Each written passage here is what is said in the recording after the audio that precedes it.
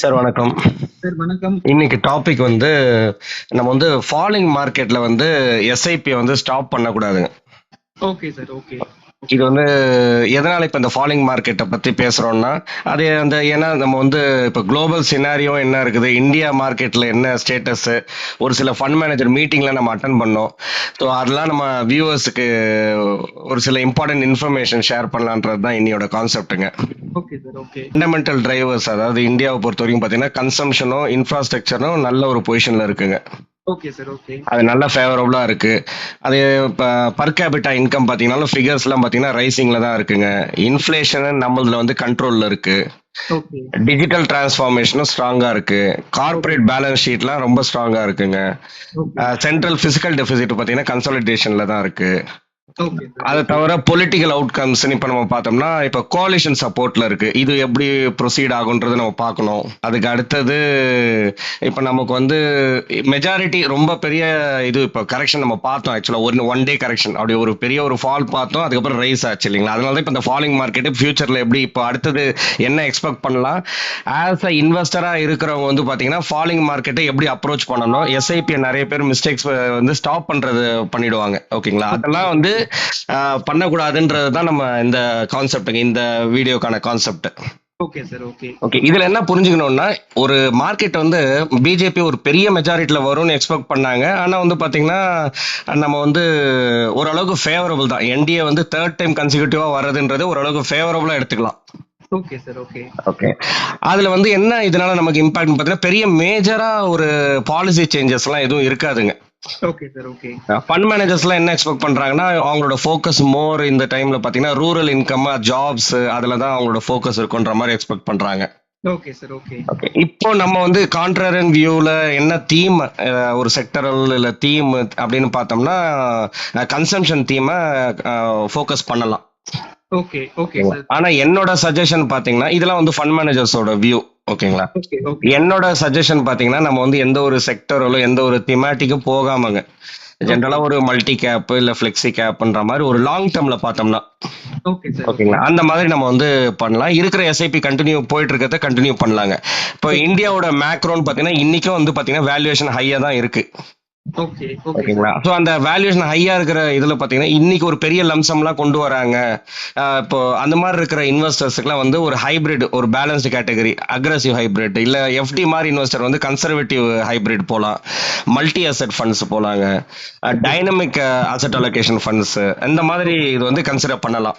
Long டேர்ம்ல இருக்கும்போது பாத்தீங்கன்னா அவங்க மிட் கேப்ல வச்சிருந்தாலும் சரி, ஸ்மால் கேப்ல ஆல்ரெடி முன்னாடில இருந்தே கண்டினியூ பண்ணிட்டு இருக்க எஸ்ஐபி வந்து கண்டினியூ பண்ணலாம். Okay sir. ஓகே. இந்தியாவோட லாங் டேர்ம் growth ஸ்டோரி இப்போ இன்னும் வந்து கம்பேர்ட் டு நம்ம வந்து மற்ற குளோபலி நம்ம பார்க்கும்போது, இப்போ நீங்க சைனாவை கன்சிடர் பண்றதா இருந்தாலும் சரி, இல்லை யூரோப்போ இல்லை வந்து யூஎஸ் மார்க்கெட்டை கன்சிடர் பண்ணணும். ஏன்னா ஒரு லாஸ்ட் 2 இயர்ஸ்லாம் பார்த்தீங்கன்னா நல்ல டெக்னாலஜி ஃபண்டு, நாஸ்டாக் 100 அதெல்லாம் வந்து நல்லா கொடுத்தது இல்லைங்களா. இப்போ ஃபேங்லாம் கூட ஒரு மிராயில் ஒரு ஃபேங்கோட ஃபண்ட்லாம் வந்து நல்ல ரிட்டர்ன்ஸ் கொடுத்தது. ஆமா சார். ஆமா. அதெல்லாம் பார்க்கும்போது இப்போதைக்கு என்ன இதுன்னா நம்ம இந்தியாவில் கான்சன்ட்ரேட் பண்றதே பெட்டருங்க. ஓகே. Okay sir. ஈக்விட்டி இப்போ நம்ம வந்து இந்தியாவோட மார்க்கெட் எப்படி இருக்கும்ன்றது பார்த்தீங்கன்னா இந்த எலெக்ஷன் அப்போ அந்த வீடியோல நம்ம டிஸ்கஸ் பண்ணோம். அதெல்லாம் வந்து ஷார்ட் டேர்ம் தாங்க இம்பாக்ட். லாங் டேர்ம்ல பார்த்தீங்கன்னா குளோபலி எப்படி இருக்கோ அது டுவர்ட்ஸ் தான் அலைன் ஆகும் நம்மளோட இந்தியன் மார்க்கெட், ஈக்விட்டி மார்க்கெட். இப்போ யூஎஸ்ல என்ன நடக்குது, அப்போ இந்த மேல பார்த்தீங்கன்னா எஸ்என்பி 500 வந்து 4.8% ரேலி ஆயிருக்கு. ஓகே. நாஸ்டாக் வந்து 6.3% ரேலி ஆயிருக்குங்க. Okay sir. ஆனா வந்து இப்போதைக்கு ஒரு அங்க வந்து ரிசெஷனை எக்ஸ்பெக்ட் பண்ற மாதிரி இருக்குங்க. So இப்போ நம்ம வந்து அதையும் கொஞ்சம் மைண்ட்ல வச்சுக்கணும். எப்படி, ஏன்னா யூஎஸ் மார்க்கெட்ல எந்த ஒரு இம்பாக்ட் இருந்தாலும் குளோபலா அதோட இது ரிஃப்ளெக்ட் ஆகும். கண்டிப்பா சார். அதோட ரிப்பிள் எஃபெக்ட் நமக்கு வந்து இந்தியால நம்ம ஃபீல் ஆகும். கண்டிப்பா. ஓகே, அது தவிர யூகே மார்க்கெட் எஃப்டிஎஸ்சி பாத்தீங்கன்னா அது ஒரு 1.6% இந்த லாஸ்ட் மந்த் ஏறி இருக்குங்க. யூரோப் ஸ்டாக் 600 2.6% ஏறி இருக்கு. சைனா மார்க்கெட் மட்டும் லாஸ்டோட ஒரு 0.6% குறைஞ்சிருக்கு. ஸோ இப்போ சைனீஸ் மார்க்கெட் பக்கம் போக வேண்டாம். ஆனால் வேல்யூஷன் வைஸ் பார்த்தீங்கன்னா சைனா மார்க்கெட் கொஞ்சம் சீப் தான். அது வந்து எஃப்ஐஎஸ் எப்படி டிசிஷன் எடுப்பாங்கன்றது பொறுத்திருக்கு. ஏன்னா இந்தியா விட்டு பார்த்தீங்கன்னா மேலே வந்து நிறைய வெளியேறி இருக்காங்க. ஓகே. Okay sir. ஜப்பானீஸ் மார்க்கெட்டும் அதே மாதிரி 0.2% ஏறி இருக்குங்க. அப்போ ஓவராலா குளோபலி பாத்தீங்கன்னா ஒரு லாஸ்ட் மந்த்ல கொஞ்சம் ஏற்றம் இருக்குது. ஆனா இது வந்து எப்படி ப்ரொஜெக்ஷன் ஃபண்ட் மேனேஜர்ஸ்லாம் எக்ஸ்பெக்ட் பண்றாங்கன்னா ஓரளவுக்கு ஃபாலை எக்ஸ்பெக்ட் பண்ணலான்ற மாதிரி தான் அவங்களோட ப்ரொஜெக்ஷன் இருக்குங்க. Okay sir. ஓகே. ஓகே. நம்ம இந்தியன் மார்க்கெட்லயே சொல்றீங்களா? ஆமா, ஆமா. குளோபல்லயும் சரிங்க, இந்தியாலயும் சரிங்க. அதாவது என்ன சொல்றாங்கன்னா, இப்ப லாஸ்ட் மந்த்லயே பாத்தீங்கன்னா, ஃபாரின் போர்ட்ஃபோலியோ இன்வெஸ்டர்ஸ் எஃபிஐஸ் இருக்காங்க இல்லைங்களா? ஆமா சார். அவங்க வந்து நியர்லி 25,000 கோடி கிட்ட வந்து வெளியேறி இருக்காங்க மேல. Okay, okay. ஓகேங்களா? அது என்ன ரீசன் மெயின்லேன்னு பாத்தீங்கன்னா, அந்த எலெக்ஷன் ரிசல்ட் அப்போ வந்து வந்ததுங்க. அதுக்கப்புறம் அது டேலி ஆச்சு. மோர் ஆர் லெஸ் இது ஹை வேல்யூவேஷன் தான் அந்த ஃபீலிங். அதாவது நம்மளதுல இருக்கிறதுல வேல்யூவேஷன் அதிகமா இருக்கு. ஓகே. பிளஸ் வந்து இப்ப வந்து குளோபலி பாத்தீங்கன்னா ரிஸ்க் ஆஃப் சென்டிமெண்ட்ன்ற ஒரு வேர்டு சொல்றாங்க. Okay, okay sir. ஓகேங்களா? அதுக்கு வந்து நம்ம வந்து ரிஸ்க் ஆன் ரிஸ்க் ஆஃப்னா என்னன்னு புரிஞ்சுக்கணுங்க. Okay sir. ஓகே. அதுக்கு ஒரு சார்ட் உங்களுக்கு ஷேர் பண்ணியிருக்கேன். Okay sir. பாத்துட்டேன். ஓகேங்களா? அப்போ அந்த ரிஸ்க் ஆன் ரிஸ்க் ஆஃப்னா என்னன்னா, ரிஸ்க் ஆன்னா என்ன புரிஞ்சுக்கலாம்னா, நம்ம வந்து ரிஸ்க் எடுக்கிறதுக்கு ரெடி. இன்வெஸ்டர்ஸோட ஃபீலிங் சொல்றாங்க. Okay sir. ஓகேங்களா? ரிஸ்க் ஆஃப்னா வந்து ரிஸ்க் எடுக்க விரும்பல. அந்த மாதிரி சினாரியோ தான் குளோபலி இருக்குதுன்றது அவங்களோட ப்ரொஜெக்ஷனுங்க. ஓகே. இப்ப ரிஸ்க் எடுக்க வேண்டாம். இப்ப கொஞ்சம் சேஃபா இருக்கணும். ஏன்னா இந்த வாலட்டிலிட்டி எக்ஸ்பெக்ட் பண்றாங்க. அங்க வந்து ரிசெஷன் இருந்துச்சு. அதுக்கப்புறம் வந்து ரிசெஷன் வரும் யுஎஸ்ல சொல்றாங்க. Okay sir. அதுக்கப்புறம் ஒரு பெரிய ஃபால் எக்ஸ்பெக்ட் பண்ணலாம். அங்க வந்து ஃபால் இருந்துச்சுன்னா மத்த குளோபலி மத்த மார்க்கெட்டும் ஃபால் இருந்ததுன்னா இந்தியாலயும் நமக்கு வந்து ஃபாலோ எக்ஸ்பெக்ட் பண்ணலான்ற மாதிரி. அப்போ இந்த மாதிரி டைம்ல இன்வெஸ்டர் சென்டிமெண்ட்டுங்க ஓகே சார். என்ன ஃபீல் பண்ணுவாங்கன்னா, இப்போதைக்கு ஒரு சேஃபான அசெட் அதாவது கோல்ட நோக்கி போகலாம். Okay, okay. ஓகேங்களா? இல்ல பாண்ட்ஸை நோக்கி போகலாம். ஸ்டாக் மார்க்கெட்ல வேண்டான்ற மாதிரி அதுதான் ரிஸ்க் ஆன் ரிஸ்க் ஆஃப்ன்றதுங்க. அதாவது ரிஸ்க் ஆன்னா நம்ம வந்து ஒன் வேர்டா சொல்லணும்னா கிரீடுன்னு சொல்லாங்க. அப்ப வந்து நம்ம வந்து ரிஸ்க் எடுக்கிறதுக்கு எல்லாரும் ரெடிங்க. ஸ்டாக் பிரைஸ் எல்லாம் ஏறிட்டே இருக்கும். ஆமா. இன்னும் இன்வெஸ்ட்மெண்ட் பண்ணுவாங்க. நல்ல ரிட்டர்ன்ஸ் பார்ப்பாங்க. இன்னும் ஏறிட்டே இருக்கும். இன்னும் இன்வெஸ்ட்மெண்ட் பண்ணுவாங்க. இது risk on mode. Okay sir. Okay. Risk ஆஃப்னா வந்து ரிஸ்க் எடுக்க விரும்ப மாட்டாங்க. இது வந்து வாலட்டிலிட்டி இண்டெக்ஸ்ல கூட நம்ம சொல்லுவோம் பாத்தீங்களா? உங்களுக்கு அடுத்த சார்ட்ல பாத்தீங்கன்னா உங்களுக்கு தெரியும். அதாவது வாலட்டிலிட்டி இண்டெக்ஸ் வந்து ரொம்ப நல்லா ஏறுதுன்னா அப்ப ஃபியர் இருக்குன்னு அர்த்தம் இல்லைங்களா? ஆமா சார். அதுதான் ரிஸ்க் ஆஃப்ங்க. Okay, okay. ஓகேங்களா? அதே வாலட்டிலிட்டி இண்டெக்ஸ்ல வந்து கம்மி ஆயிட்டே வருது நம்பர்ஸ்னா வந்து ஃபியர் கிடையாதுங்க மார்க்கெட்ல. ரிஸ்க் எடுக்கலாம். ரிஸ்க் எடுக்கலாம். அப்ப ஸ்டாக் மார்க்கெட்ல நிறைய இன்ஃப்ளோ இருக்குங்க. Okay, okay sir. ஆனா நம்மளோட பொறுத்த வரைக்கும் எப்படின்னாங்க, நம்ம வந்து அந்த இது நம்ம வாரன் பஃபரோட ஃபேமஸ் ஸ்டேட்மெண்ட்லாம் இருக்கு இல்லைங்களா? அப்போ வந்து ஃபியர்ல இருக்கிறப்போ நம்ம கொஞ்சம் கண்டினியூவா நம்மளோட எஸ்ஐபிஸ் எல்லாம் பண்ணும்போது பாத்தீங்கன்னா அதுல தான் உங்களுக்கு வந்து பெட்டர் ரிட்டர்ன்ஸ் கொடுக்கும். Okay, okay sir. ஓகேங்களா? அப்போ நான் வந்து ஆவரேஜ் அவுட் ஆகும், நிறைய யூனிட்ஸா வாங்குவோம். அதனால நம்ம லாங் டேர்ம்ல நம்மளோட இன்வெஸ்ட்மெண்ட்டை திங்க் பண்ணும்போது பாத்தீங்கன்னா எஸ்ஐபியை ஸ்டாப் பண்ணக்கூடாதுங்க. அதுதான் நம்ம இன்னைக்கான கான்செப்ட். மற்றபடி இதுல உங்களுக்கு இந்த சார்ட்ல ஓரளவுக்கு நீங்க பாத்தீங்கன்னா உங்களுக்கு புரியும் அது எப்படி எப்படி ரெஸ்பாண்ட் ஆகும் ரிஸ்க் ஆன் ரிஸ்க் ஆஃப்க்கு பாத்தீங்கன்னா. அப்ப ஸ்டாக்ஸ் எல்லாம் பாருங்க, ஸ்டாக் பிரைசஸ் எல்லாம் ஏறுங்க இல்லைங்களா? அது வந்து ரிஸ்க் ஆன். ஸ்டாக் எல்லாம் விழுது பிரைசஸ் எல்லாம் தான் ரிஸ்க் ஆஃப்ங்க. அதே மாதிரி கமாடிட்டிஸும் ஓகே சார். ஓகேங்களா? எக்ஸ்ஏயு எக்ஸ்ஏஜ் அது வந்து கோல்டு சில்வருங்க. Okay sir. ஓகே. ஓகேங்களா? அந்த ஏன்னா இந்த டைம்ல தான் வந்து கோல்டு சில்வர் பாருங்க ஆப்போசிட்டா இருக்கும். ஓகே, புரியுது. ஓகேங்களா? அப்ப அந்த டைம்ல அதை தான் வந்து சேஃபா ஃபீல் பண்ணுவாங்க. நம்ம கோல்டுல தான் இன்வெஸ்ட்மெண்ட் போகணும்ட்டுங்க. ஆமா சார். ஆமா. அதே மாதிரி பாண்டோட பிரைஸ் எல்லாம் விழும்போது பாத்தீங்கன்னா ரிஸ்க் ஆன். அதே வந்து ஆப்போசிட், அதாவது ஸ்டாக் மார்க்கெட் விட்டு வெளியேறவங்க எல்லாம் பாண்ட் டுவர்ட்ஸ் போவாங்க. ஆமா சார். அப்போ the risk of position. ஓகேங்க.